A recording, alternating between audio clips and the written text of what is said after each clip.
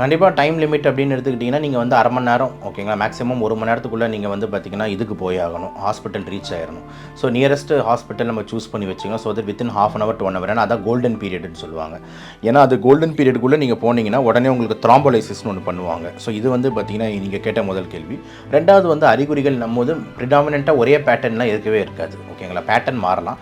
ஆனால் மேஜாரிட்டி ஒரு 80% of the pattern என்ன அப்படின்னு பார்த்தீங்கன்னா வந்துட்டு நெஞ்சு வலி தான். ஸோ நெஞ்சு வலி சென்டர் இந்த பாயிண்ட், அதாவது சென்டரில் இருக்கும். அந்த நெஞ்சு வலி வந்து லெஃப்ட்டோ ரைட்டோ மேலேயோ கீழே எந்த டேரெக்ஷனில் வேணாலும் பரவலாம். அந்த வலி நார்மலாக இருக்காது. ஒரு யானை ஏறி மிதிக்கிற அளவுக்கு நம்மளுக்கு வலி இருக்கும். வலி கூட சேர்ந்து வந்துட்டு நல்லா வேர்த்து போகிறது, நெஞ்சு படபடப்பு இதெல்லாம் அதிகமாக இருக்கும். ஒரு ஃபியர் ஆஃப் டெத் அந்த டைமில் நம்மளால் உணர முடியும். அந்த அளவுக்கு ஒரு வலி எக்ஸ்க்ரூஷியேட்டிங் பெயினாக இருக்கும். இது வந்து கிளாசிக்கலான ஒரு பேட்டர்ன். இதான் 80%. ரொம்ப ரேராக வலியே வராமல் சில நேரத்தில் வெறும் மயக்கம் மட்டும் வந்து படபடப்பு வந்து மூச்சு வாங்கி கூட நிறைய டைம் அட்டாக்ஸ் ப்ரெசென்ட் ஆகுது. இதெல்லாம் ஆன்ஜினா ஈக்விவேலண்ட்னு சொல்கிறோம். அதாவது நெஞ்சு வலி இல்லாமல் வரக்கூடிய அட்டாக்ஸ்.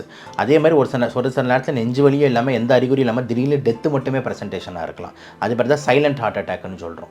சைலண்ட் ஹார்ட் அட்டாக்கு முக்கியமான காரணம் வந்து பார்த்திங்கன்னா, இந்த அன்கண்ட்ரோல் சுகர் பேஷண்ட், அவனுக்கு அந்த நரம்பெல்லாம் தளர்ச்சி ஆகிடுது. அப்போ வலின்றது அவனுக்கு பெருசாக தெரிய மாட்டேங்குது.